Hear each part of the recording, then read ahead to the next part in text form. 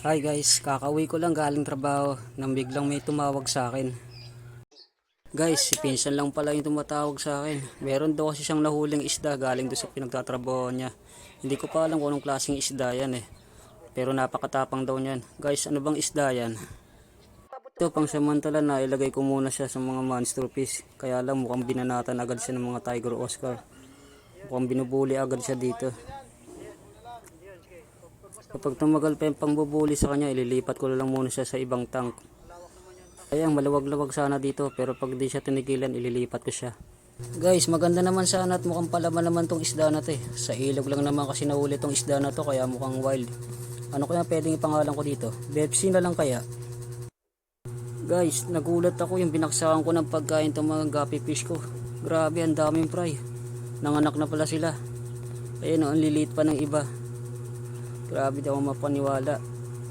Nanganak na pala tong mga alaga kong isda. Ang dami nila oh. Guys, kung mapapansin nyo, lobo pa yung dalawang isda. Ibig sabihin manganganak pa sila. So ibig sabihin madadagdagan pa tong mga anak nila. Grabe, ang dami na nila. Ito guys, yung pinapakain ko yung mga kalapate ko. Nagulat ako, may itlog na pa sila. So magsusundan pa ng isa yan. Grabe. Paano guys, sa susunod naman ulit ha. Salamat sa panonood. Paalam.